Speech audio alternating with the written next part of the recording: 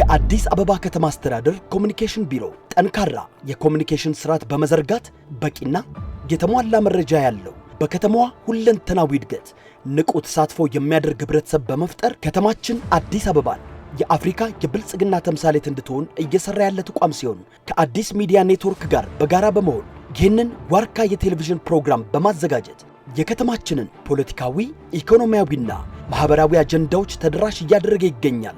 የአዲስ አበባ ከተማ አስተዳደር ኮሙኒኬሽን ቢሮ። ጤና ይስጥልን የተከበራችሁ ተመልካቾቻችን፣ አዲስ ሚዲያ ኔትወርክ ዋርካ የተሰኘው ሳምንታዊ ፕሮግራማችን አሁን ጀመረ። የዋርካ ፕሮግራማችን አገልጋዩን ተቋም ከተገልጋዩ ማህበረሰብ ጋር ፊት ለፊት በማገናኘት አገልጋዩ ተቋም ላይ የሚነሱ ጥያቄዎችና አስተያየቶችን መሰረት አድርገን ቆይታ የምናደርግበት ፕሮግራማችን ነው። እነሆ የዛሬው ፕሮግራማችን አሁን ጀመረ። አዲስ ሚዲያ ኔትወርክ ከአዲስ አበባ ኮሙኒኬሽን ቢሮ ጋር በመተባበር የሚያቀርብላችሁ የዋርካ ፕሮግራማችን ነው። ተመልካቾቻችን እዚህ አዳራሽ ውስጥ የምትገኙ ከ11ዱም ክፍለ ከተማ የተወጣጣችሁ ነዋሪዎች እንዲሁም ደግሞ በዛሬው ፕሮግራማችን ጥያቄዎችን ለመመለስ እዚህ አዳራሽ ውስጥ የተገኛችሁ የስራ ኃላፊዎች በየደረጃው ያላችሁ ከኛ ጋር ስለሆናችሁ እጅግ በጣም እናመሰግናለን። የዋርካ ፕሮግራማችን በዛሬው የአዲስ አበባ ትራንስፖርት ቢሮን በተመለከተ ችግሮችና መፍትሄዎቻቸው ምንድናቸው፣ ስኬቶቹ የትኞቹ ናቸው በሚሉትና ተያያዥ በሆኑ ጉዳዮች እንዲሁም ደግሞ ተጠሪ ተቋማትም እዚህ ያሉ የአዲስ አበባ አውቶቡስ አገልግሎት ድርጅት አሽከርካሪ ተሽከርካሪ ትራፊክ ማኔጅመንት ባለስልጣን ቀላል ባቡርን ጨምሮ ሌሎችም እንዲሁ እዚህ ይገኛሉ። ከ11ዱም ክፍለ ከተማ የተወጣጡ ነዋሪዎችም ጥያቄ ለማቅረብ እዚህ ተገኝተዋል። መልካም ቆይታ ይሆንላችሁ። አራዳ ውስጥ ከፍተኛ የመሻሻልና የለውጥ እንትኖችን እያየን ነው። ምክንያቱም ቀደም ሲል የነበሩ የተርሚናሎች በጣም ውስብስብና አካባቢው ንጽህና የጎደለው ለምስምርትም ምቹ ያልሆኑ የነበረ ሁሉ በአሁኑ ጊዜ ሰብሰብ ብሎ በምቹ ሁኔታና ቦታ ላይ ተደርጎ ታክሲዎችም ራሳቸው ከዚህ በፊት በሁለት ሰው መቀመጫ ላይ 3 ሰው ይጭኑ ነበር፣ ሁላችን የምናውቀው ነው። ከመሸ ደግሞ ከ12 ሰዓት በኋላ 4 ሰውም ሊሆን ይችላል።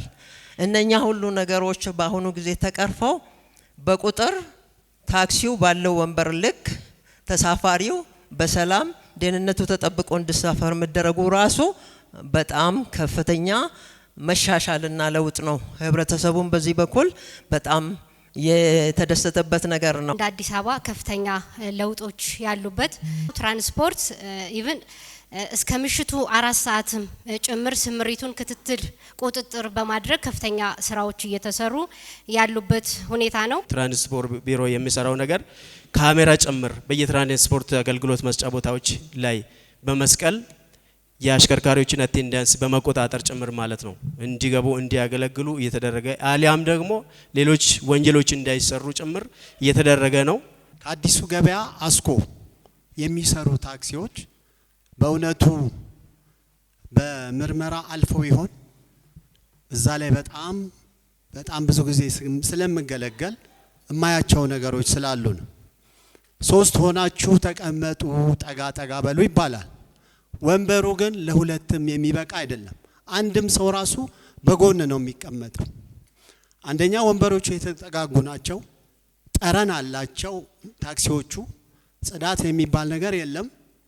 ብዙዎቹ አሽከርካሪዎች ከስነ ምግባር ውጪ ናቸው። ቢሮ ጭምር የጠየቅናቸው ጥያቄዎች አመቺ ያልነበረበት ቢሮዎቻቸው የተሻሻሉበት ትራፊክ ማኔጅመንት ላይ ስንነሳ ኢቭን ስፒድ ብሬከሮች የሌሉበት አደጋ ያለባቸው በሙሉ ተጠንተው ዛሬ እየተፈቱ ያሉበት ሁሉ ጥሩ ናቸው። እንደ ከተማ ከፍተኛ ለውጥ የመጣበት የህፃናት መጫወቻም ጭምር መንገድ ተዘግቶ ህፃናት ፍሪ ጭንቅላት እንዲኖራቸው የሚደረገው ርብርብ ጥረት የተሻለ ነው። ከትራንስፖርት መኪኖች ጋር በተያያዘ ለትራንስፖርት አገልግሎት ጠዋትና ማታ ላይ ፒክ አወር ላይ የተፈቀዱ መንገዶች አሉ።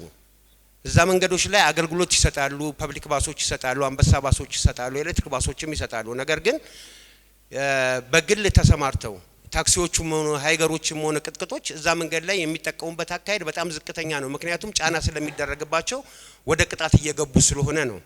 ስለዚህ አሁን ትራንስፖርት አገልግሎት የምንሰጥ ሰዎች እንደ አንበሳ ባስ እንደሌሎቹም እዛ መንገድ ላይ የመጠቀም መብት ስላለን በትራፊክ ማኔጅመንት ቁጥጥር ላይ የተሰማሩ አካላቶች ይሄን ነገር በደንብ ቢያዩት። ብልሹ አስተዳደርም መኪኖቹን ከቁጥር ማነስ ውስጥ የከተታቸው ሁኔታ አለ። ሰሌዳ ቀይረው ክልል ቀይረው ከስራ ውጪ ሆነው ወደ ግል መኪና ወደ ግል ንግድ አገልግሎት የገቡ በጣም ብዙ ተሽከርካሪዎች አሉ። ላለፉት 10-12 ዓመታት ከተማው አሁን ያሉት ተሽከርካሪዎች ለቀጣይ ብቁ አይደሉም የሚለውን ሐሳብ ሁላችንም እንስማማበታለን። ስለ ሽግግሩ ግን ስለ አደረጃጀቱ ግን ምንም የተገለጸ ቢሮውን በግላጭ የነገረን ነገር የለም።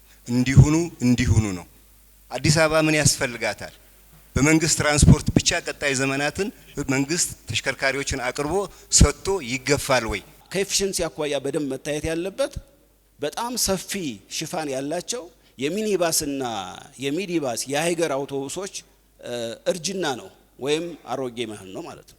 እነዚህ መኪኖች ረጅም ጊዜ ከማገልገል አኳያ ተያይዞ ከሚሰሩበት ይልቅ የሚቆሙበት እየበለጠ የትኛውንም የትራንስፖርት መለኪያ የማያሟሉ ሆኖ ነው የሚገኙት ማለት ነው። ለምሳሌ አንዱ የትራንስፖርት መለኪያ አስተማማኝነት ማለት ዛሬ አገልግሎት የሰጠ መኪና ነገም አገልግሎት መስጠት መቻል አለበት፣ መስመሩን መሸፈን መቻል አለበት ማለት ነው። እነዚህ አሮጌ መኪናዎች ግን ይህን መስፈርት አያሟሉ። ሁለተኛው ደግሞ ምቹ የሆነ ትራንስፖርት ለህብረተሰባችን ከማቅረብ አኳያ ማለት ነው። እነዚህ አሮጌ መኪኖች ምቹ አይደሉም። ወንበራቸው ችግር አለበት፣ ንጽህናቸው ችግር አለበት፣ ፍጥነታቸው ችግር አለበት። ስለዚህ ከደህንነትም ከምቾትም አኳያ በጣም መሰረታዊ ጉድለት ያለባቸው ናቸው ማለት ነው። ከዚህ በተጨማሪም ከባቢያዊ ተስማሚነት የተረጋገጠ ትራንስፖርት ከማቅረብ አኳያም መኪኖች እድሜያቸው እየጨመረ በሄደ ቁጥር የጋዝ ልቀታቸው እየጨመረ ነው የሚሄደው ማለት ነው። ስለዚህ አራቱንም አምስቱንም መለኪያዎች የማያሟሉ አሮጌ ተሽከርካሪዎች በከተማችን በጣም ብዙ ናቸው። በተለይም ደግሞ የህዝብ አገልግሎት የሚሰጡ ተሽከርካሪዎች ማለት ነው። ስለዚህ እነዚህ በአንድ በኩል የአቅርቦት ችግር አለ፣ በሌላ በኩል ደግሞ አሁን አገልግሎት እየሰጡ ያሉ መኪኖች ደግሞ አሮጌ በመሆናቸው ሙሉ ጊዜያቸውን አገልግሎት የሚሰጡ አይደሉም። አቅርቦቱን ቅድም እንዳልኩት አዳዲስ የኤሌክትሪክ አውቶቡሶችን በመግዛት ወደ ገበያ ውስጥ እንዲገቡ ማድረግ ነው። አሮጌ ተሽከርካሪዎችን ከመቀየር አኳያ ደግሞ ብዙ ጥረት እያደረግን ነው። መኪኖች እንዲቀየሩ ጥረት እያደረግን ነው ማለት ነው። በሌላ በኩል ደግሞ በግል ሴክተሩ በኩል ብድር እንዲመቻች በማድረግ እና አቅራቢም በማፈላለግ ከማህበራት ጋር ሆነው ችግሩን እንዲፈቱ ሚሞራንደም ኦፍ አንደርስታንዲንግ ተፈራርመን እሱንም ጥረት እያደረግን ነው ማለት ነው። ስለዚህ አሮጌ ተሽከርካሪዎችን በአዲስ ለመቀየር ከፍተኛ ጥረት እያደረግን ነው ያለን። እዚህ ላይ እኔ ኦፕሬተሮችን ወይም ደግሞ እነዚህ የአሮጌ መኪና ባለንብረቶችን በዚህ አጋጣሚ መምከር የምፈልገው ራሳቸውም ዝግጁ መሆን አለባቸው። ከመንግስት ብቻ ጠባቂ መሆን የለባቸው። መንግስት በሚችለው ልክ ድጋፍ ማድረግ ይጠበቅበታል እስከቻለ ድረስ። ግን ደግሞ ዋናውን ድርሻ መውሰድ ያለባቸውና መኪናቸውን ለመቀየር መዘጋጀት ያለባቸው ራሳቸው ናቸው ማለት ነው። ይሄ ካላደረጉ ግን በሂደት ከገበያ እየወጡ የሚሄድበት ሁኔታ ይመጣል። ሰልፍ የታክሲ ላይ ወይም ደግሞ የባስ ትራንስፖርት ሰልፍ እጅግ የሚያማርር ነው። እሱም መሻሻል አለበት። ፍሰት የማሳለጥ ስራ ሰርተናል ማለት ይህ በመሆኑ ምክንያት እስከ 20% የሚደርስ በተለይ ፒክ አወር ብለን የምንጠራው ሰዓት ላይ የትራፊክ መጨናነቅ መቀነስ ተችሏል ማለት ነው። የአዲስ አበባ ከተማ አስተዳደር ኮሙኒኬሽን ቢሮ ጠንካራ የኮሙኒኬሽን ስርዓት በመዘርጋት በቂና የተሟላ መረጃ ያለው በከተማዋ ሁለንተናዊ እድገት ንቁ ተሳትፎ የሚያደርግ ህብረተሰብ በመፍጠር ከተማችን አዲስ አበባን የአፍሪካ የብልጽግና ተምሳሌት እንድትሆን እየሰራ ያለ ተቋም ሲሆን ከአዲስ ሚዲያ ኔትወርክ ጋር በጋራ በመሆን ይህንን ዋርካ የቴሌቪዥን ፕሮግራም በማዘጋጀት የከተማችንን ፖለቲካዊ፣ ኢኮኖሚያዊና ማህበራዊ አጀንዳዎች ተደራሽ እያደረገ ይገኛል። የአዲስ አበባ ከተማ አስተዳደር ኮሙኒኬሽን ቢሮ። አቃቂ እንደሌላው ክፍለ ከተማ አይደለም፣ በርካታ ሰው የሚበዛበት ነው። ስለዚህ አንደኛ ከዋናው የመሰረተ ልማት ከምንላቸው የትራንስፖርት አገልግሎት ነው። ይህ እዛ አካባቢ ያሉ ሰዎች የሚያነሱት የባስ መጠለያ ሼድ እና የመብራት አገልግሎት አለመኖርን ያነሳሉ። የምሽት ትራንስፖርት አገልግሎት ይሰጣል። ተርሚናሎች የራሳቸው የመብራት አቅርቦት ወይም መብራት የላቸው። የመብራት ጉዳይ ለትራንስፖርት ሴክተሩ አንድ ጥያቄ አይደለም። የመንገድ ኢሹ ለትራንስፖርት ዘርፉ ሌላኛው ጥያቄ አይደለም። የትራንስፖርት መሰረተ ልማትን በተመለከተ ነው። የተርሚናል ተደራሽነት ችግር አለ፣ የፓርኪንግ ተደራሽነት ችግር አለ፣ የመንገድ ጥገና ችግር አለ ወዘተ የሚል በስፋት ተነስቷል ማለት ነው። ይሄ በነገራችን ላይ እውነት ነው። የትራንስፖርት መሰረተ ልማት እና የመንገድ መሰረተ ልማት ከተማችን ከምትፈልገው አኳያ ገና ተደራሽ አልሆነም። ግን ደግሞ እዚህ ጋር በደንብ መወሰድ ያለበት የከተማ አስተዳደሩ የመንገድና የትራንስፖርት መሰረተ ልማትን ለማስፋፋት ምን እያደረገ ነው የሚለው በደንብ መነገር አለበት። ከአሁን በፊት የመንገድ በተለይም የውስጥ ለውስጥ መንገድ ያሉ መንገዶች ደግሞ ችግር የነበረባቸው መሆን፣ የእግረኛ መንገድ አለመኖር፣ የብስክሌት መንገድ አለመኖር፣ የተርሚናል አለመኖር፣ የመኪና ማቆሚያ አለመኖር እና ደግሞ ዋና መስመሮችም የታክሲና የአውቶቡስ ቤይ የሌላቸው መሆን የከተማችን ትራንስፖርት መሰረታዊ ችግሮች ነበሩ ማለት ነው። ግን ደግሞ አሁን በተለይም ከ2016 ጀምሮ በኮሪደር ልማት የከተማ አስተዳደሩ ከፍተኛ ትኩረት በመስጠት መንገድ ላይና የትራንስፖርት መሰረተ ልማት ማስፋፋት ላይ እየወሰደው ያለው እርምጃ በጣም ተስፋ ሰጭ ነው ማለት። ስለዚህ በተለይም ደግሞ የኮሪደር ልማት ባልደረሰባቸው አካባቢዎች እነዚህ ችግሮች ገና አልተፈቱም፣ አልተነኩም ማለት ነው። ስለዚህ የኮሪደር ልማቱ እየተስፋፋ ሲሄድ የመንገድና የትራንስፖርት መሰረተ ልማት በዛው ልክ እየተስተካከለ የሚሄድ ተደራሽ እየሆነ የሚሄድ መሆኑን መረጃ መያዝ ያስፈልጋል። ተመልካቾቻችን የአዲስ አበባ ከተማ አስተዳደር ትራንስፖርት ቢሮን በተመለከተ ዛሬ ቆይታ እያደረግን ነው የምንገኘው። ከ11ዱም ክፍለ ከተማ የተውጣጡ ነዋሪዎች እንዲሁም ደግሞ የስራ ኃላፊዎች እዚህ ተገኝተዋል። ጥያቄዎች እየተነሱ እንዲሁም ደግሞ ምላሾቻቸውን እየሰማን ነው የምንገኘው። አሁንም ፕሮግራማችን የሚቀጥል ነው የሚሆነው። እስከ ፕሮግራማችን ፍጻሜ አብራችሁን እንድትቆዩ በአክብሮት እንጋብዛለን። መልካም ቆይታ። ትራፊክ ማናጅመንትና የትራንስፖርት የቢሮ ባለሙያዎች በትራፊክ ማናጅመንቱ ብዙ ጊዜ ፍሰቱ ላይ ትኩረት አድርጎ ይሰራል። የትራንስፖርት ደግሞ ባለስልጣኑ የቢሮ ባለሙያዎች ደግሞ ትራፊክ ሲስተሙን የመቆጣጠር ስራዎች ላይ አብዛኛው ጊዜ ሲሰሩ ይስተዋላል። የሁለቱ ባለሙያዎች ያለ መስማማት ተጨባጭ ሁኔታ መንገድ ላይ አይታይም ወይ? አንድ ሁለተኛው ከትራንስፖርት አሽከርካሪው ጋር ከታክሲ አሽከርካሪው ጋር ለሙስናና ለብልሹ አሰራር የተጋለጠ አሰራር የለም ወይ? ተቀናጅቶ መስራት ያስፈልጋል። ተርሚናል ማቴሪያሎች ይሰረቃሉ። እነዚህንም ከአካባቢ ጸጥታና ከእንትኖች ጋር አብሮ መስራት ያስፈልጋል። ፒክ ታይም ላይ መንገድ ጥገና ይመጣል። ወደ ቤት ሲገባ አንድ መንገዱን ለመጠገን ይካሄዳል። ቢያንስ ሌሊት አብሮ የሚመችበት ቦታ ለመሆኑን በደንብ እየተናበቡ መስራት ላይ በደንብ ትኩረት ቢደረግ ከተቋማት ቅንጅት ጋራም የነበረው ሁኔታ በነገራችን ላይ አሁን እንደኛ ሴክተር ብቻም አይደለም፣ እንደ መሰረተ ልማት ሴክተር ብቻም አይደለም፣ እንደ ከተማ የተቋማትና የባለድርሻ አካላት ቅንጅታዊ አሰራር እያደገ መጥቷል። ትናንትና ከነበረው አኳያ ሲታይ በቅንጅት በመስራት መሰረታዊ የሚባል ለውጥ መጥቷል። ሙሉ በሙሉ ችግሩ ተፈቷል ወይ ከተባለ ግን ከተቋም ይለያያል፣ ከባለድርሻ አካላት ይለያያልና እነዚህን ጅምር ለውጦችን አጠናክሮ መቀጠል ያስፈልጋል። ግን ከባለድርሻ አካላት ጋራ ያለው አሰራር አሁን ላይ እየተሻሻለ መጥቷል የሚለውን ነገር መውሰድ ያስፈልጋል። ኢምፔሪያል ተነስቶ ወደ ሮባ የትራፊክ መጨናነቆች ይታያል። የቤት መኪናዎች መንገድ ላይ ተደርድሮ የህዝብ ትራንስፖርት ማለፊያ እስከሚያጡ ድረስ ዳርና ዳር ተደርድሮ ይታያል።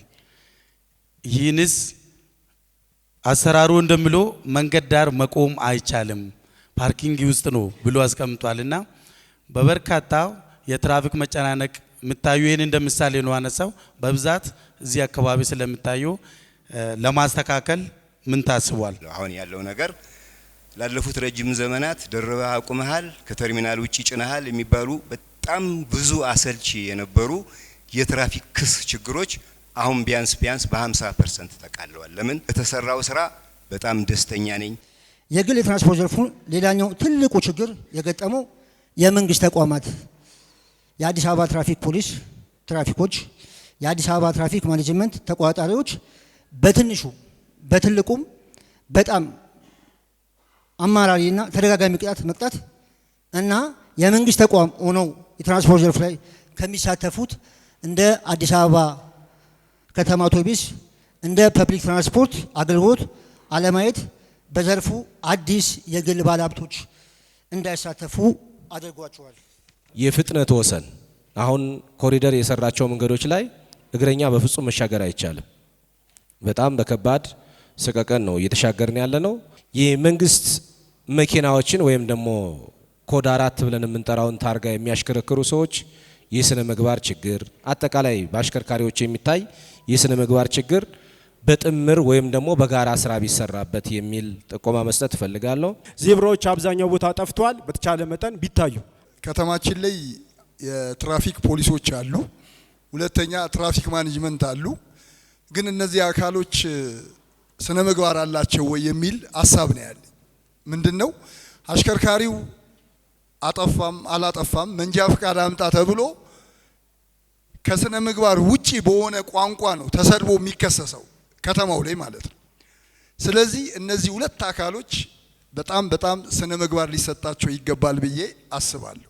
የመንገድ ላይ ምልክቶች ብዙ ቦታ ያለው ግልጽና በሚታይ ሁኔታ የሉም። ለታክሲ ሹፌሩ ራስ ምታት የሆኑ ምልክቶች ናቸው። አንደኛው ሰሜን ሆቴል መብራት ተሻግሮ ያለው ምልክት ለታክሲ ስለሌለ ብቻ የቤት መኪና ቆሙበት በቀን ቢያንስ ወደ 10 ሹፌር ይከሰሳል። 1500 ድሮ 200 ብር ስለነበረ ችግር አልነበረውም። አሁን 1500 እየተከሰሰ እየተማረረ ስለሆነ እሱ መፍትሄ ቢያገኝ።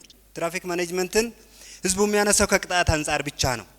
ስለ ሴፍቲ መንገድ ቴክኖሎጂ የተለያየ በርካታ ስራ መስራት የሚጠይቅ የሚፈልግ መሐንዲሶችና ኢንጂነሮች የሚሰሩበት ተቋም ነው። ነገር ግን የሚታወቀው ነገር ግን ከቅድም ሲነሳ እንደነበረው ቅጣትና ቅጣት ተደብቆ መቅጣት ቅድም ሲነሱ ከሌብነት ጋር ነው የሚነሳውና ትራፊክ ማኔጅመንት የሚሰራውን ስራ ማስተዋወቅ ራሱንም እየፈተሸ መስራት ላይ አሁንም በደንብ ቢሰራ የሚል ነው። የመንገድ ምልክት ጋር ተያይዞ ከዲያስፖራ አደባባይ ካራ ድረስ እንደዚሁ በተለይ የመንገድ ማስፋት እና የተሻሉ ስራዎች ተሰርተዋል። ነገር ግን የፍጥነት መቀነሻ የላቸውም። ስለዚህ የካን ተሻግሮ የሚሄደው ማለት ነው ራሱን የቻለ ችግር አለባቸው። አደጋ እየደረሱ ነው። በቂ ምልክት የላቸውም። መኪኖች አላግባብ ቦታ ሲቆሙ ታርጋቸው ይፈታል። ይሄ ህጋዊ አሰራር። ስልክ ይቀመጣል። እሺ ጥሩ። ከዛ በኋላ የመኪናው አሽከርካሪ መጥቶ ለባለሙያው ስልክ ሲደውል እዚህ ጋር ነኝ አይባልና ሲሄድ መንግስት 1500 ብር ይቀጣል። እኔ 500 ብር ልቅጣክ የትኛው ይሻላል ተብሎ አማራጭ ይቀርብለታል። ይህንን አሽከርካሪዎች ያነሳሉ። ክብር ቢሮ ኃላፊ ፍጥነት ወሰንን በአግባቡ ማኔጅ ከማድረግ ጋር የተደሱ ቦታዎች አሉ። እንግዲህ አንዳንድ ቦታዎች ጊዜውን የሚመጥን ስታንዳርዱን በሚመጥን መልኩ ከነበርንበት ሁል ጊዜ በዛው ስለማንቀጥል እያሻሻልን መሄድ ያስፈልጋል።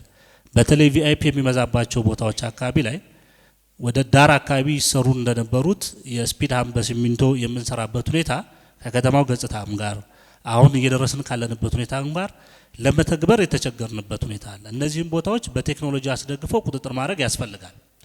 በቴክኖሎጂ እያንዳንዱ ቦታ ላይ በሲሲቲቪ ካሜራ ቁጥጥር የምናደርግበት ጊዜ እስከሚመጣ እየሰራን ያለ ነው። በራዳር ቁጥጥር የማድረግ ሂደት ነው። ተደራሽ ባልሆንበት ጊዜ የራዳር ቁጥጥር ለተወሰነ ጊዜ በማይኖርበት ሰዓት ግን ለአደጋዎችን መንስኤ እየሆኑ ነው የሚለው ነገር እንዳለ ሆኖ ይሄን ከአዲስ አበባ መንገዶች ባለስልጣንም ጋር በእቅድ ደረጃ ያዙት ወደ 30 የሚደርስ የእግረኛ መሸጋገሪያ ድልድይ ለመስራት በእቅድ ተይዟል።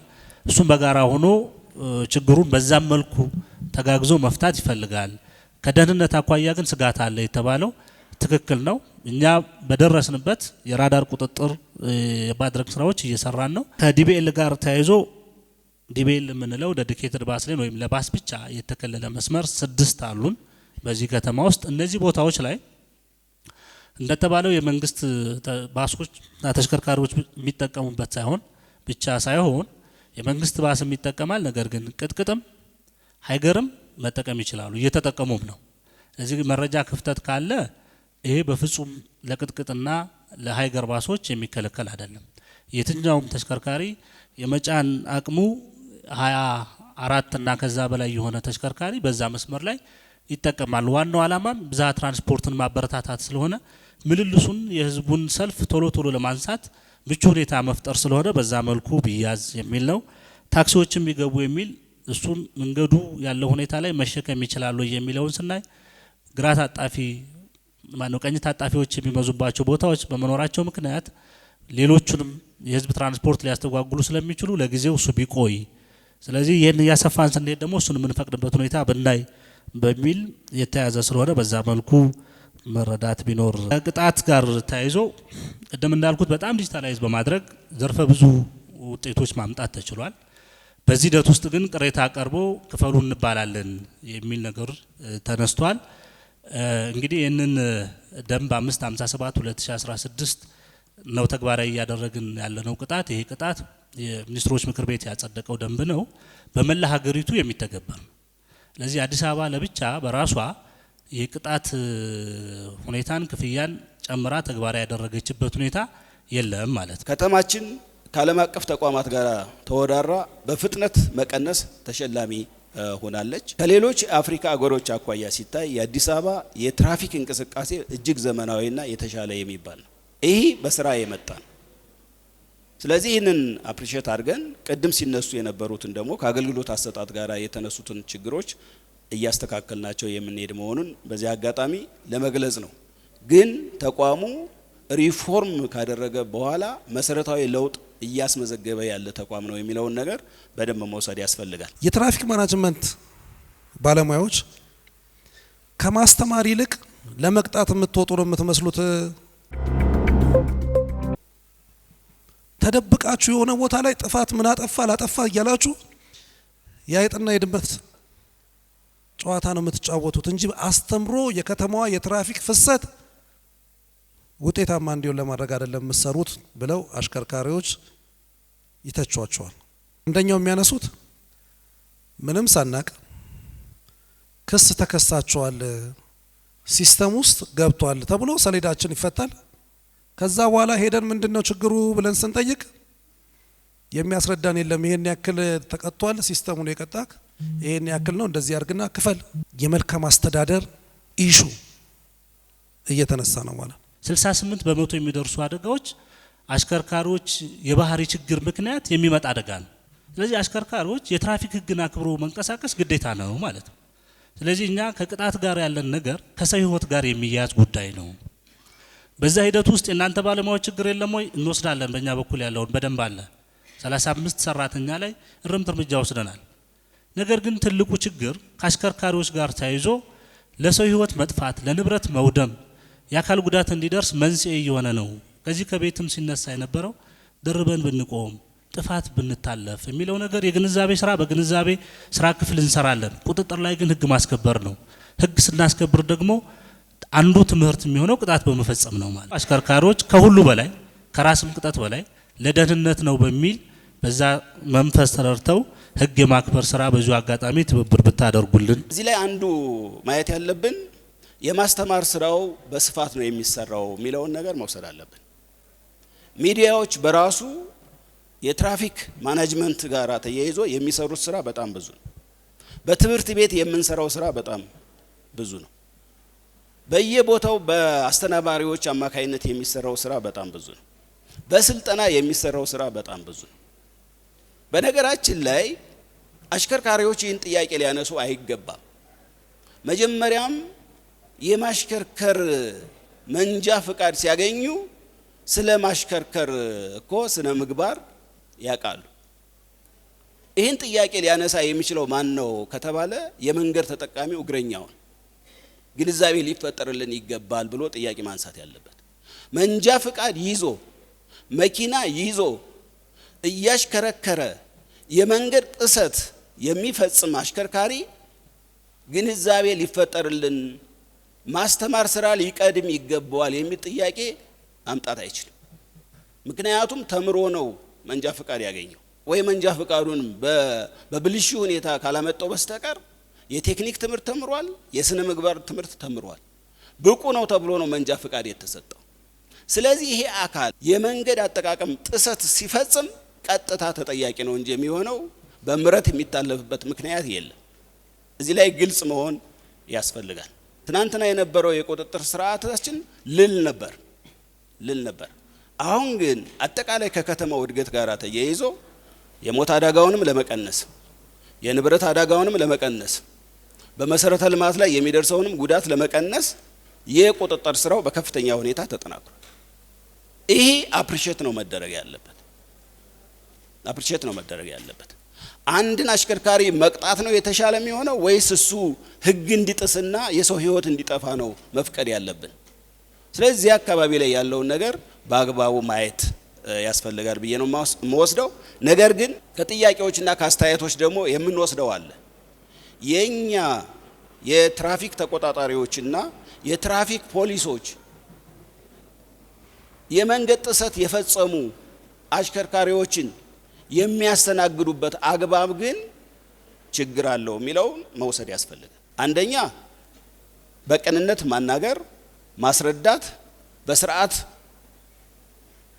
ህጉን መሰረት አድርጎ መቅጣት ያስፈልጋል ማለት ነው። ግን ማመናጨቅ፣ መሳደብ፣ አላስፈላጊ ደግሞ ታርጋ ይዞ መጥፋት ወዘተ ይሄ ለብልሹ አሰራር የሚዳርግን ስለሆነ እዚህ አካባቢ ያለውን ጉድለት በትክክል ወስዶ በእኛ በኩል ማረም ያስፈልጋል የሚለውን ነገር መውሰድ ያስፈልጋል። ባለስልጣኑ በበጀት ዓመቱ የመንገድ ትራፊክ ፍሰትን በማሻሻል የቁጥር ሽፋን ለማሳደግ ተጨባጭ እርምጃዎች ምን ውጤት አመጡ? በተለይ በዚህ ባለስልጣን ላይ በርካታ ቅሬታዎች ስለሚመጡ ነው። ከቅጣት ጋር ተያይዞ ምን ተጨባጭ ውጤት መጣ? ደንብ ተላላፊዎች በየጊዜው በተለይ ካለፉት 2 ዓመታት አኳያ ወስደን ስናይ የተሻለ መረዳት አንጻራዊ በሆነ መልኩ እንዳለ ያሳያል። በዚህ 6 ወር ከ900 ሺህ ከፍ የማይል ቁጥር ደንብ ተላላፊዎች ገጥመውናል ማለት ነው። ይሄ ካምና ካቻምና ጋር ወስደን ስናይ እስከ 200-300 ሺህ የሚደርስ ደንብ ተላላፊ መቀነስ ችለናል። የተከበራችሁ ተመልካቾቻችን እየተከታተላችሁት የምትገኙት አዲስ ሚዲያ ኔትወርክ ዋርካ የተሰኘው ፕሮግራማችንን ነው። ይህንን ፕሮግራም አዲስ ሚዲያ ኔትወርክ አዲስ አበባ ኮሚኒኬሽን ቢሮ ጋር በመተባበር ዘወትር ረቡዕ ምሽት ከ2:30 እስከ 3:30 ወደ እናንተ የሚያደርሰው ፕሮግራማችን ነው። ክቡራትና ክቡራን ፕሮግራማችን አሁንም እንደቀጠለ ይገኛል። እስከ ፕሮግራማችን ፍጻሜ ድረስ አብራችሁን ቆዩ። በከተማዋ ደህንነቱ የተጠበቀ እና ፍሰቱ የተሳለጠ የትራፊክ እንቅስቃሴ እንዲኖር የሚያስችል የትራፊክ ስርዓት ከመዘርጋት አኳያ በተሰሩ ስራዎች የመጡ ለውጦች ምንድናቸው? በተለይ ከከተማዋ የስማርት ሲቲ ጽንሰ ሀሳብን ተግባራዊ ከማድረግ ጋር በተያያዘ የትራፊክ እንቅስቃሴውን በማዘመን ረገድ ባለስልጣን መስሪያ ቤቱ ከመረጃ አያያዝ ጀምሮ እየሰራበት ያለው መንገድ ምን ይመስላል? አገልግሎቱን በቴክኖሎጂ የታገዙ ከማድረግ አንጻር ምን ውጤቶች ተመዘገቡ? ከ84/2016 በአዋጅ ከተሰጠ ስልጣን አኳያ አንዱ በተለይ የተገልጋይን እንግልት ለመቀነስ ትልቁ ስራ የሰራ ነው። ከምስራቅ አፍሪካም በተሞክሮ እየተወሰደ ያለው አውቶማቲክ የሆነ ኢንፎርስመንትና የፓርኪንግ ማኔጅመንት ሲስተም ብለን በዲጂታላይዝ በማድረግ የቅጣትና የፓርኪንግ አስተዳደር ስርዓታችንን በቴክኖሎጂ በማስደገፍ አገልግሎት መስጠት ነው። በዚህም ተገልጋዩ ወይም ደንብ ተላላፊ ከቅጣት ጋር ተያይዞ መንጃ ፈቃዱ ሳይወሰድ ሰሌዳው በተደጋጋሚ በሚደረግ ቅጣት ሳይፈታ አገልግሎቱን በቀጥታ የሚያገኝበት ስርዓት መዘርጋት ተችሏል ማለት ነው። ከትራፊክ ጽሕፈት ቤት ጋር ስነሳ ግን እንዳጋቂ አንዳንድ ጊዜ ዜብራዎች ከመሻገሪያዎቹ ጋር ተስተካክለው አይደለም የተሰሩት። ተርን ማድረጊያ አሁን ለምሳሌ ራሱ የአቃቂ ቃሊቲ ክፍለ ከተማ ትራፊክ ጽሕፈት ቤት ያለበትና ከዛ ወጥቶ መኪናው በሚሄድበት ሰዓት ተርም ለመዞር የትና የት ርቀት ነው የሚካሄደው። ምክንያቱም መሀል ያለው ግሪን ኤሪያ አንደኛ ይሄን ታሳቢ ያደረገ ስላልሆነ ብዬ ስለማስብ ነው። መንገድ ላይ የዜብራ ቅብና የማመላከቻዎች በመንገድ ዳር የሚተከሉ ማመላከቻዎችና የዜብራ ቅብ ሲጠፋ የማደስ ክፍተት ይታያል። የቀለም ቅብ ምልክቶችን ማድረግ ስራዎች ተሰርተዋል። ጥሩ። አንዳንድ ቦታዎች ላይ ልክ የቀለም ቅብ ለምሳሌ የእግረኛ መሻገሪያ ይኖራሉ። ልክ የእግረኛ መሻገሪያውን ይዞ ሲሄዱ ግሪን አካፋይ ላይ ነው የሚጥሉት። ምልክት ላይ የትራፊክ ምልክቶች ማስቀመጥ ላይ አሁንም ችግር አለ። 100% ያለመፈጸም ውስንነቶች አሉ። ዲና የሚደረጉ ጉዳዮች አይደሉም ማለት ነው። በዛ ሂደት አሁን ከተነሳው ከዜብራ ቀለም ጋር ተያይዞም በሁለት መልኩ ቢታይ ጥሩ ነው የሚሆነው። አንዱ እኛ በትራፊክ ማኔጅመንት ባለስልጣን በኩል በጽህፈት ቤት በኩል ተቋም በኩል እየተሰራ ያለ የቀለም ቅብ ስራ አለ። መንገዶች በሚገነባበት መንገዶች ባለስልጣን በሚያስገነባው መንገድ ሂደት አውትሶርስም ተደርገው የተገነቡ ሊሆኑ ይችላሉ። አብረው ከምልክት ከቀለም ቅብ ጋር ተያይዘው መንገዱ ሲሰራ አብሮ የሚመጡ ጉዳዮች አሉ። እነሱ ከሴፍቲ ጋር ተያይዞ ለማሳያ አቃቂ ቃሊቲ የተነሳው በዛ በኩል ነው። እኛም አይተናል፣ ግን ማስተካከያ በአስቸኳይ የምናደርግበት ይሆናል። ተናቦ ከመሄድ አኳያ ቃሊቲ ላይ አንድ 2-3 ቦታዎች ላይ እኛም አይተናል ማለት ነው። ስለዚህ እሱ በእኛ ተቋም በኩል የተሰራ አይደለም። መንገዱ ተገንብቶ ሲመጣ ርክክብ ስላላደረግነውና ለትራፊክ ፍሰቱ ክፍት ሆኗል ካለው ችግር አኳያ ግን ማስተካከያ የሚፈልግ ነው የተባለውን እንወስዳለን ማለት ነው። አውቶቡስ አሁን ለምሳሌ ቬሎሲቲ አዲስ 100 ገብቶ በአሁኑ ጊዜ አገልግሎት እየሰጠ ነው። ሌሎችም እንደዛው በተሻሻለ ሁኔታ ጥገናም ተደርጎላቸው በአዲስነት መልክም ያሉ አገልግሎት እየሰጡ ነው። ህብረተሰቡ ግን እየተጠቀመ ነው ወይ የሚለው ጥያቄ ነው ማንሳት ያለብን እሱን ወደ መጨረሻ። በሌላ መልኩ ደግሞ በከተማችን ውስጥ ያለውን ለውጥ ስናየው ህብረተሰቡን ለማስደሰትና ህብረተሰቡን ለማርካት በተሻለ መጠን ህብረተሰቡ ለሀገር እድገትና ለህብረተሰብ መሰረታዊ ለውጥ የድርሻውን አስተዋጽኦ እንዲያደርግ ከፍተኛ ስራዎች እየተሰሩ ናቸው። አቡነ ጴጥሮስ መውጫ ላይ አውቶቡሶች መውጣት የማይችሉበት ሁኔታ አለ። ከአውቶቡሶች ጋር የተያያዘው ብዙ ጊዜ ሲጭኑ በወንበር ብቻ አይደለም ጭኖ የሚሄዱት። ህብረተሰቡ የተቸገረው እሱ ነው እና ሰው ግዴታ ቆሞ መሄድ አለበት የሚለው ነገር አለ ወይስ ከብር አኳያ ነው? በከተማ ደረጃ በብዙሃን ትራንስፖርትን ማሳለጥ ህዝቡ ብዙሃን ትራንስፖርትን እንዲለምድ ነው የሚባለው። ያለው ብዙሃን ትራንስፖርት የህዝቡን ችግር የሚቀርፍ አይደለም። እንደኔ እና አብዛኛው ሰው ተርሚናል ውስጥ ያለው ሰው እንደሚያወራው ታክሱም ይቅረብ፣ በአውቶቡሱም ይቅረብ፣ የሲቲ ባስም ይቅረብ፣ ሰው በተመቸው ይሂድ። አሁን ሰውን በባስ ብቻ ተብሎ ተገድቦ በባስ ብቻ ተብሎ ከተቀረፉት መስመሮች ጋርመንት ሙሉ በሙሉ የተቀረፈ ነው። ባሱ በሚሸፍን ደረጃ አለ። ቦታ ላይ ሆነን በማንነት ስለምናየው ነው። ከዛ ውጪ ከመገናኛ ጆሞ መስመር የለውም፣ ከፍተኛ ተጠቃሚ አለ። ከመገናኛ እስኮም ልክ እንደዚሁ ከፍተኛ ተጠቃሚ አለ። ምንም አይነት ትራንስፖርት የለም፣ ታክሲዎችም ተከልክለዋል። ከመገናኛ አዲሱ ገበያም ልክ እንደዚሁ ነው። ማታ ላይ እስከ 4 ሰዓት ግቢ አገልግሉ እንባላለን እኛ። ሰውም እስከ 4 ሰዓት እዛ ቦታ ላይ አለ። ቦሌ ክፍለ ከተማ ጋር ሙልጌታ ዘለቀ ህንጻ ስር ነው መጫን የሚጀምረው። ማታ ላይ ታክሲዎቹ እዛ ጋር ተጠብቀው መጫን ጀምራሉ። እኛ ውስጥ ነው ያለነው። ይህን ነገር ከቢሮ ጋር ሆነው ቢታይ መልካም ነው። አውቶቡስ መስመር ማራዘም ይነሳል። አንፎ አካባቢ ይጎለናል፣ ይቀረናል ብለው ህዝቡ ያነሳል። እሱም በደንብ ማየት ነው። ከተማ አውቶቡስ እውነት እስከ 4 ሰዓት ይሰራል ወይ? የተመረጡ ቦታዎች ላይ በእርግጥ የሚሰራበት ቦታ አለ፣ ግን ሁሉም ቦታ በዛው ልክ እየሄደ ነው ወይ የሚለውም ጥያቄ የሚያስነሳ አለ። አገልግሎት የምንሰጠው እስከ 4 ሰዓት ነው ተብሏል። ወጥነት የለውም ነው አገልግሎቱ። ከተማ አቀፍ አይደለም ወይ? በተለይ የንግድ ሴንተር የሆኑ ኤሪያዎች ላይ እስከ 4 ሰዓት እንዲቆይ እንግዲህ ተብሏል። በእርግጥ ጅማሮ ነው፣ ጅማሮ ጥሩ ነው፣ ግን ወጥነት የላቸውም ነው ጅማሮም ላይ። ከ4 ሰዓት ጉዳይ 60 መስመሮች ላይ አምሽተን እንሰራለን። በነገራችን ላይ አሁን አምሽተው መስራት ሁሉም መስመሮች ላይ እስከ 4 ሰዓት እንድንሰራ በሽፍትም ስለምንሰራ ሰዓቱ ያስገድደናል። አይታችሁ ከሆነ ሁሉ ብዙ አካላት ዞሮ አይተዋሉ። 60 መስመሮች ከ60 መስመሮች በጣም ውስን መስመሮች ናቸው። ምሽት ላይ እስከ 3 ሰዓት እስከ 3 ተኩል ሰው ተገኝቶ የተጫነ ያለው አይታችሁ ከሆነ እኛ መስመሮችን እናውቃለን። መገናኛ ብንሄድ አሸዋ ሜዳ አካባቢ መገናኛ ዙሪያ፣ እዚህ ደግሞ ፒያሳ ስንመጣ ከእሳት አደጋ አካባቢ ካልሆነ በስተቀር ወደ ሜክሲኮ ስንሄድ ደግሞ ሜክሲኮ አካባቢ የተወሰኑ ካልሆነ በስተቀር ብዙ አምሽቶ የመውጣት ትሬንዱ ገና የተለመደ በመሆኑ ካልሆነ በስተቀር እኛ የባስ አቅርቦት ችግር የለብንም። በሚገርም ሁኔታ ደስ ይለናል። እኛ እንደውም ሁሉም 212 መስመሮችም ላይ አምሽቶ ሰርቶ ውሎ ትራንስፖርት ሳይቸገር ወደ ቤቱ መግባት እንዲችል ቢፈልግ እኛ ዝግጁ እንደሆንን መረጃው እንዲኖር ነው። ከምኒልክ ሆስፒታል ልኳንዳ ቀደም ሲል ባስ ነበር 11 ቁጥር አውቶቡስ ነበር። አሁን እሱ ቀርቷል ነው። 21 ቁጥርም ነበር፣ እሱም አሸዋ ሜዳ ሄዷል። ተቸግረናል የሚል ጥያቄ ህብረተሰቡ ያነሳል። ንፋስ ስልክ ላፍቶ ጎፋ መብራት ኮንዶሚኒየም ምንም አይነት አውቶቡስ አይገኝም የሚል ጥያቄ ከህብረተሰቡ ይነሳል። ከተማ አውቶቡስ ጋር ተያይዞ የከተማ አውቶቡስ ላይ የመስመር ቁጥር 126 ከአራብሳ ጨርቆስ አደባባይ እስከ ፒያሳ የመስመር ቁጥር 127 ከአራብሳ ጨርቆስ አደባባይ ሜክሲኮ የነበሩት አውቶቡሶች የት ሄዱ የሚል የህዝብ ጥያቄ አለ።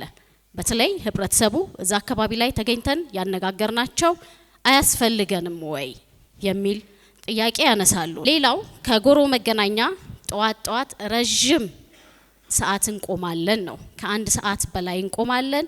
ባሶች ቶሎ አይመጡም። ቆመንም ከረጅም ሰዓት በኋላ ከመጡ በኋላ እንበተናለን። የከተማ አውቶቡስ ድርጅት ምን እየሰራ ነው? አንዳንዶቹ መስመሮች ዴዲኬት ተደርጎልናል። ለምሳሌ ከመገናኛ ጋርመንት ቁጥር ተሰጥቶ ከፍተኛ ፍሰት ያለባቸው ህዝባችን ሲቸገሩ ነበሩበትን ትራንስፖርት ቢሮ ለይቶ ለብቻ ለኛ በመሰጡ በርግጥ ያነሱ ሰውዬም በጥሩ ሁኔታ ያነሱት ህዝቡ እፎይታ አግኝቷል። ጥሩ ትራንስፖርት እያገኘን ያለው ለወደፊትም በእንዲህ መንገድ ነው የሚቀጥለው። ማስ ትራንስፖርቱን እየተረከበ ይሄዳል። የህዝብን የትራንስፖርት ፍላጎት እያሟላ ይሄዳል።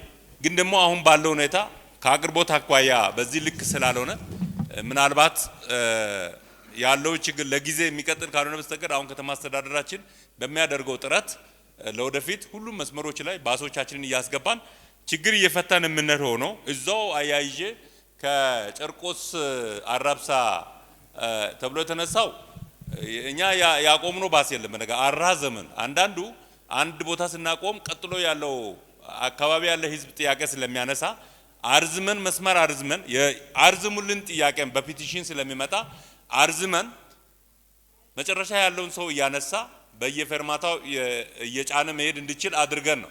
አሁን እንደውም ጥያቄ እየበዛ ሲመጣ 2 ባሶችን እዛው ማዞር ጀምረናል። እዛ ብቻ ሳይሆን 49ም ላይ ትክክል ስለሆነ ነው ጥያቄውም ኮመንቱም ትክክል ስለሆነ ዞሮ ምላሽ እየሰጠነው ጉዳይ ነው ማለት ነው። 49ም ላይ ተመሳሳይ ጥያቄ ነበረ። 49ም ላይ ባስ መድበናል። ጨርቆስም ላይ እንደዚሁ 2 ባሶችን እያዞርን አገልግሎት መስጠት ጀምረናል። ዞሮ ያቆምነው ባስ የለም የሚለው እንዲወሰድ ነው። ባስ ጋር ተያይዞ የሚነሳው አቃቂ ላይ ነው አይደል?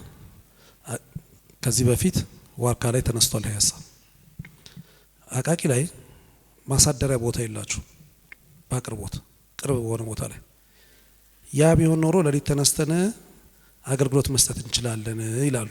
የእናንተ ባለሙያዎች ናቸው። ይሄንን ለምን አላመቻቻችሁ?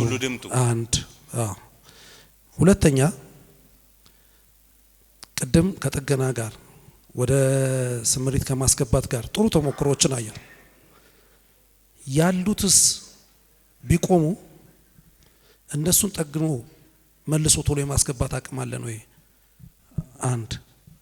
አንዳንድ ባሶች ላይ ደግሞ የተለያየ ጊዜ ሰው ጭኖ ጭምር አደጋ ሲደርስባቸው እንመለከታለን።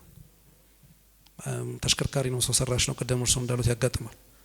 ግን የመኪናዎቹን ፐርፌክሽን በመጨመር ረገድና ጤናማ ሆነው እንዲቀጥሉ ለማድረግ ምን ታስቧል? ለምሳሌ 100 መኪና ሲገባ እነዚህ መኪኖች ስፔራቸው በምን ያህል ጊዜ እርጀንት የሆኑ ምን አይነቶቹ እቃዎች ያስፈልጋሉ? ቢበላሹ ቶሎ ማስገባት እንችላለን የሚለውንም አያይዘው መጨረሻ ላይ እንዲመለሱ ለፈለኩ። ትክክለኛ ጥያቄ ነው። ዞሮ የባሶቻችን በየቀኑ ምርመራ አላቸው። እንደዛ ባናረግ ኖሮማ 10 አመትና ምናምን የቆየ ባስ በአሁኑ ሰዓት መንገድ ላይ ባላየን ነበር። በየቀኑ ምርመራ ይደረግላቸዋል፣ ፍተሻ ይደረግላቸዋል። ወደ ብልሽት እንዳያመሩ ጥንቃቄ ይደረጋል ማለት ነው። እያልኩ ያለሁት እርሶ ሪፎርም ለመስራት ያስገደዱትና ከተማ አስተዳደሩ ሪፎርም ውስጥ እንድገቡ ያደረጋቸው አንደኛው በርካታ መኪኖች በመቆማቸው ነው። ይሄው መልሶ እንዳያጋጥም የጥገና ማዕከላቶቻችሁ ላይ ምን ያክል በቂ መለዋወጫ አለ? በሪዘርቭ የምናኖራቸው መለዋወጫዎች አሉ። ችግሮችን እያየን በየጊዜ ደግሞ ፋስት ሙቪ የሚባል በየጊዜ መቃየር የሚፈልግ ለምሳሌ ዘይት ፊልትሮ ነገሮች እነዚህ ወቅቱን ጠብቆ የሚቀይሩ ነገሮች በዲፖቻችን በበቂ ሁኔታ አሉ። በዚህ ልክ ደግሞ የባለሙያ አቅምም በበቂ ሁኔታ አለን። ከፍተኛ የባለሙያ ሪፎርሙ አንዱ ያመጣው ውጤት ባለሙያዎቻችን ከፍተኛ መነሳሳትን ፈጥሯል። ቀንና ማታ ይሰራሉ። እስከ ምሽቱ 5 ሰዓት ሌሊቱንም ጭምር ጥገና ይደረጋል፣ ምርመራ ይደረጋል፣ ፍተሻ ይደረጋል። በመሆኑም ባሶቻችን በአሁኑ ሰዓት ተገቢ የሆነ አገልግሎት እየሰጡ ይገኛሉ የሚል በተለይ እነዚህ ረጅም ሰዓት የመቆየት ጉዳይ እዚህ አካባቢ ላይ ብቻ አይደለም፣ ሌሎች አካባቢዎች ላይም እንደዚሁ አሉ። እነዚህን እንደ ማሳያ ነው ያነሳናቸው። ገለልተኛ አካልም የተጠናው የዌይቲንግ ታይሙ እኛም አጥንተን ትራንስፖርት ቢሮም አጥንቶ ዩኒቨርሲቲም አጥንቶ ዌይቲንግ ታይሙ 12 ደቂቃ አቨሬጅ።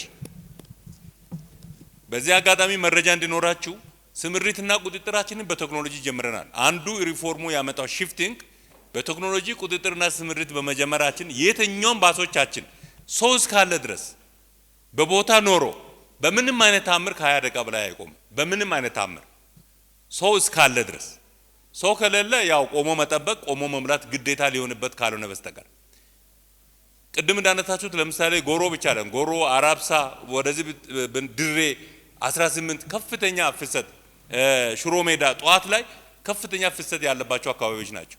ሁላችንም ሌሊት 11 ሰዓት ላይ እንወጣለን በየተርሚናል። ፍሰት ኖረ ሰልፍ በዛ ማለት ግን በምንም አይነት ሁኔታ ከ20 ደቂቃ በላይ ቆመ ማለት አይደለም። ይሄ የሆነበት ምክንያት ባሶቻችን ከ7 እና ከ8 ምልልስ በአሁኑ ሰዓት አቨሬጅ 12 አድርጓል ምልልሱ።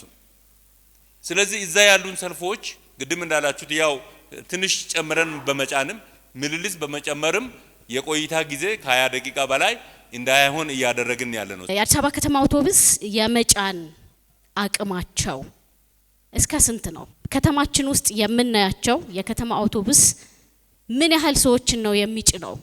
እኛ የታዘብነው ከ150 በላይ እንደሚጫኑ ታዝበናል። መጠኑ ስንት ነው? ከመጫን ጋም አንዱ የተያዘ ጥያቄ አለ። ኦፍ ኮርስ የከተማ አውቶቡስ ወይም የከተማ ትራንስፖርት በባህሪው ቆሞ ይጫናል፣ ቁጭ ብሎ ይሄዳል፣ ቆሞ ይሄዳል። ኢንተርናሽናልም ያለው ልምድ ይሄ ነው። ግን ደግሞ ትንሽ ከፍ ያላችሁት አንዱ ጉዳይ አቅርቦትና ፍላጎት እጅግ በጣም እየጨመረ በመሆኑ አንዱ ምክንያት ካልሆነ በስተቀር የሚጠቀም ህዝብ በከፍተኛ ሁኔታ ቁጥሩ እየጨመረ እንደሆነ መረጃው እንዲወሰድ ነው። የትራንስፖርት ከተማ ላይ አንደኛው ችግር አቅርቦትና ፍላጎት አለመጣጣም ነው። ግን የከተማዋና የህዝብ ንብረት የሆነው ደግሞ የትራንስፖርት መኪናው እድሜ እንዲኖረው በትክክል እንዲያገለግል ጤናማ የሆነ ማህበረሰብን ጭኖ እንዲሄድና የፈለገበት ቦታ ላይ ካላደጋ እንዲያደርስ ራሱን የቻለ ገደብ ሊኖረው ይገባል። እኛ እያለን ያለ ነው አንዳንዴ ቆሞ መሄድማ ይሄ ዓለም አቀፍ ተሞክሮ ነው። ገደቡን ያልፋል። ሰው ገፍታችሁ እንደ የሆነ እቃ ጆንያ ውስጥ እንደሚገባ እቃ ገፍታችሁ ትከታላችሁ። ይሄ እናንተም መኪናችሁ ረጅም እድሜ እንዳያገለግል ሰውም በጤናና በአግባቡ እንዳይደርስ ያደርገዋል። ትክክል መጠን አለው ግን አለው። ስንት ነው? ስታንዳርዱ ከ70 እስከ 80 ነው። ከ70 እስከ 80። አዎ። ምን ያክል ሰው ይጫናል ግን? እጅግ በዛ ብባል 10 ሰው ጨምሮ ከ90 ባሱም አይችልም። ከ90 በላይ እስከ 90 ነው የሚጫነው። እስከ 90 ሊጫን ይችላል። አሁን ባለው ነባራዊ ሁኔታ ግን ከ150 በላይ ሰዎች በአንድ ባስ ውስጥ ይጫናሉ። አይችልም። 90 ከሆነ ከስታንዳርድ በላይ ነው። አንድ እኛ እያለን ያለ ነው በቁጥሩ 90 ይሁን 100 ይሁን 80 ይሁን ችግር የለብንም። ሰው ግን ከልክ በላይ ተገፍቶ መጫን የለበትም። በመሪቱ ጉዳዩን ለመረዳትና የተዛባ መረጃ እንዳይሆን ጥንቃቄ የምናደርገው በዋናነት መሰመር ያለበት ጉዳይ ባሶቻችን በዲዛይን ደረጃም እናንተም እንዳላችሁት ኢንተርናሽናልም ዲዛይናቸው ከ70 እስከ 80 የሚጭኑ ናቸው። 10 እና ከዛ በላይ ትርፍ ስናረቅ ቅድም ያልናችሁን ችግሮች ለመፍታት ነው የሚለው ይወሰድና እንዳላችሁት በስታንዳርዱ መሰረት ጭኖ መሄድ ተገቢ ነው። ምንም ጥያቄ የለው። ችግሮቻችንን እየፈታን ስንመጣ አቅርቦታችንን እየጨመርን ስንመጣ ከነዚህ ችግሮች እየወጣን እንሄዳለን። ከተማ አስተዳደራችን የህዝቡን ጥያቄ እየሰማ በየጊዜ ባስ ቁጥር እየጨመረ ትናንት ከነበረው ዛሬ በጣም የተሻሻሉ ጉዳዮች አሉ። ነገም የሚሻሻል ነው ብለን ተስፋ የምናደርገው ነው እንጂ ምንም ድና የሚደረግ ነገር የለም። 5ም 10ም ሲጨመር ስፔስ ይይዛል፣ መጨናነቅ ይፈጥራል፣ እንደተባለው ኮምፎርት ይነሳል። ምንም ጥያቄ የለውም። ግን ደግሞ ለዚሁ ደግሞ ቁጭ ተብሎ የተጠበቀ ሳይሆን በየጊዜ እንደምታውቁት በየጊዜ አቅርቦቱ እየጨመረ ነው ያለው። ፍላጎቱም ይጨምራል፣ ኦፍ ኮርስ አቅርቦቱም ይጨምራል። ግን ደግሞ አቅርቦታችንን ጨምረን ይሄን ችግር እየፈታን እንሄዳለን የሚለው የሚወሰድ ነው የሚሆነው። በርካታ አውቶቡሶች ከአገልግሎት ውጪ ሆነው ዲፖዎች ውስጥ ከ200 በላይ አውቶቡሶች ተቀምጠው አንዱ ማሳያውና ምልክቱ ከመጠን በላይ በመጫኑና ያለ አግባብ የመንግስት ሀብትና ንብረት መጠቀም በመቻሉ ነው። ይሄንን ድጋፍና ክትትል ከማድረግ አኳያ ያሉ ክፍተቶች አመራሩን መውሰድ አለበት ነው። ያሉትን በአግባቡ መጠቀም ያስፈልጋል ነው። እንዲሁም ደግሞ ምልልሳቸው ፈጣን መሆን አለባቸው የሚል ነው የኛ ጥያቄ። እውነት ነው። በተቋማችን ከ548 በላይ ባሶች ተበላሽተው ቆሞ ነበር። ተበላሽተው ቆሞ ማለት ትርፍ በመጫናቸው ተበላሽቷል ሳይሆን ሰው ሰራሽ እንደመሆናቸው በተገቢው የማይጠገኑ ከሆነ ለጥገና የሚሆን አቅርቦት የማይኖር ከሆነ ተገቢ የሆነ በጀት የማይኖር ከሆነ ባሶች የትኛውም ተሽከርካሪ የቆመ የመሄድ እድሉ ከፍተኛ ነው። ሆኖም ግን በሪፎርሙ አንዱ ሽፍት ያደረግነው ጉዳይ ቢኖር በዚህ አመት ባልሞላ ጊዜ ውስጥ ከ300 በላይ ባሶችን ጠግነን በማስወጣት ቅድም ጋዜጠኛው እንዳልሽው 200 ባሶች ሲደርሱ የገጠመን ችግር በዚሁ አጋጣሚ መረጃ መሆን እንዲችል ሁሉንም መለዋወጫዎች የምንገዛው ከውጭ ነው። ባሶቻችን አሮጌ እንደመሆናቸው የመለዋወጫ የማግኘት እድሉ በውጭም ደረጃ ከፍተኛ ችግር እየገጠመን በመሆኑ ካልሆነ በስተቀር ባሶቹ ቆሞ እንዲቆዩ ተፈልጎ ሳይሆን ጥገናው በከፍተኛ ሁኔታ ተደረገ ነው ያለው። ዋርካ የሚጠይቀው የቀረችው 200 እጣፋንቷ ምንድነው? መቼ ተጠግሮ ይገባል? በአሁኑ ሰዓት ከ10 ምናምን ጨረታዎች ወጥቶ እነዚህን 200 ባሶች ጠግነን ለማስወጣት ከፍተኛ ርብርብ ላይ ነው ያገኘነው። ጥያቄው መቼ ተጠግነው ይወጣሉ? መላወጫዎቹ በሂደት የሚገባው ለምሳሌ 10 መላወጫ ለምሳሌ መቼ ምን ያክሉ በፌዝ ቀጣዩ መቼ በምን ፌዝ በምን ያክል ጨረታ ጊዜ መቼ ምንድነው መፍትያቸው? ከ200 2018 መጨረሻ ድረስ 200ንም ለማስወጣት ጥረት ያደረግን ያለ ነው። በዚህ አመት መጨረሻ ድረስ የአንበሳ ባስ የትኬት ሻጮች ስነ ምግባር መፈተሽ አለበት። ስነ ምግባር ጋር ተያይዞ የተነሳው ጉዳይ አንዱ ለውጥ እያመጣን ያለ ነው፣ ግን ደግሞ ያልተሻገር ነው። አሁንም ትግል እያደረግን ያለ ነው። እሱ አካባቢ ነው። ቲኬተር ብቻ ሳይሆን በሁሉም ሰራተኛ ወደ 7000 የሚጠጋ ሰራተኛ ነው ያለው። በዚህ ሰራተኛ ብዛት ከፍተኛ በተለይ በካፒቴኖች በጣም ውስን በሆኑ ካፒቴኖቻችን ውስን በሆኑ ቲኬተሮቻችን አካባቢ ተገልጋይን በአግባቡ ከመያዝ ከማስተናገድ አኳያ ያሉ ጉድለቶች እኛም ገምግመን በየጊዜ ስልጠና እየሰጠን እያረምን እያሻሻልን የመጣ እንዳለ ሆኖ ገፋ ብሎ ደግሞ ከፍ ያለ ስነ ምግባር ችግር ያላቸውን ደግሞ ከተቋሙ እያስወጣን እንደሆነ መረጃው እንዲያዝ ነው። ያለ ምረት እርምጃ እየወሰድን ያለ ነው።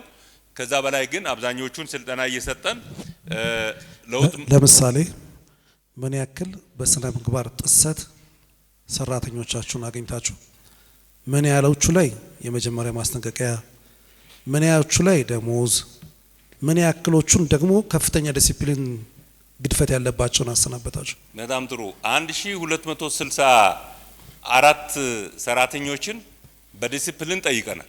እዚህ ህብረተሰቡ ቢያነሳው ጥያቄ ትክክል ነው ማለት ነው። ዴፊኒትሊ የስነ ምግባር ችግር የለም ብለን አንከራከርም። ስነ ምግባር ችግር ያለባቸውን ለይተን ግን እርምጃ እየወሰድን ነው ብለው እንዲወሰድ ነው።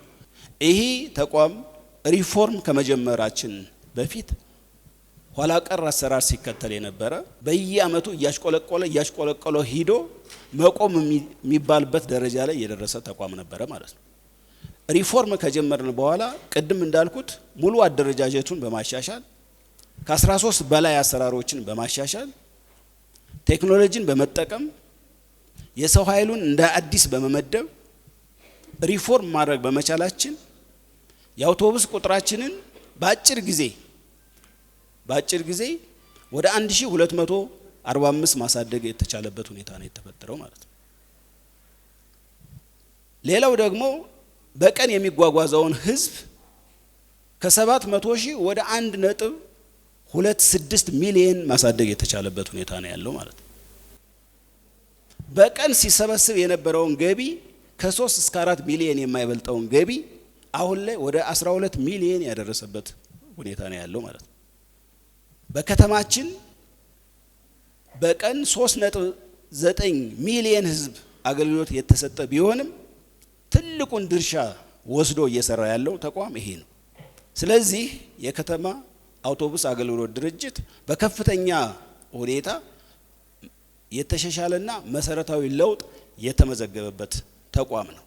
ይህም ብዬ ግን ቅድም ከናንተ የተነሳው አሁንም ቢሆን የቆሙ አውቶቡሶችን ጠግኖ ወደ ስምሪት ውስጥ ከማስገባት አኳያ አንዳንድ የስነ ምግባር ጉድለት ያለባቸውን ባለሙያዎችና አሽከርካሪዎች ከማረም አኳያ ተጨማሪ ስራ ሊሰራ ይገባዋል ያላችሁትን በአግባቡ የምንወስደው ይሆናል። መኪናዎቻችን በተለይ ሲቲ ባስ ላይ ቴክኒካሊ ምን ያክል ብቁ ናቸው? ሞተሩን ከፍቶ የሚሄድ ከኋላ በላስቲክ የተለጣጠፈ መስኮቱ በላሜራ የተዘጋ ሲቲ ባስነቱን ከማረጋገጥ ይልቅ የመንግስት መኪና ስለሆነ ብቻ እና በከተማ አስተዳደሩ ስለሚጠራ ካለ ሀሳብ የሚንቀሳቀሱ መኪኖች የሉም። በተመሳሳይ ጋራዦቻችሁ ውስጥ በትንሽ ጥገና ማለፍና መስራት የሚችሉ መኪኖች የሉም ወይ? በተመሳሳይ ስኩል ባሶች ትናንሽ በሆነ ቴክኒካል ምክንያቶች አልቆሙም ወይ? ቅንጅታዊ ስራ ላይ አንዳችሁ ለአንዳችሁ አለመጠራራት መገፋፋት የለም ወይ? ክፍለ ከተሞች አካባቢ ውረዱ፣ ፈትሹ። የስኩል ባስ ጋር ስፔሻሊ ያነሳችሁት እኔ ደስ ብሎኛል። በዚህ ደረጃ ስፔሲፊካሊ አውቆ ማንሳት ይገዛ አካል አድርጌ በጣም ወስዳለሁ። ስኩል ባሶቻችን በድምሩ 100 ናቸው።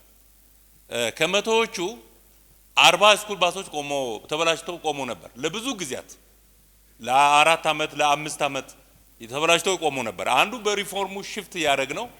ከ40ዎቹ 35ቶቹን ጠግነን አስወጥተናል። ይሄ አሁን እንደዚህ ስናደርግ ዝም ብሎ በጣም ሚራክል ነው። በጣም ያው ተሰርቶ ሲታለፍ ቀላል የሚመስል አሁን 5 ባሶች ናቸው ያሉት። እህቴ እንዳለችው አንዷ ያለችው መካኒሳ ነች።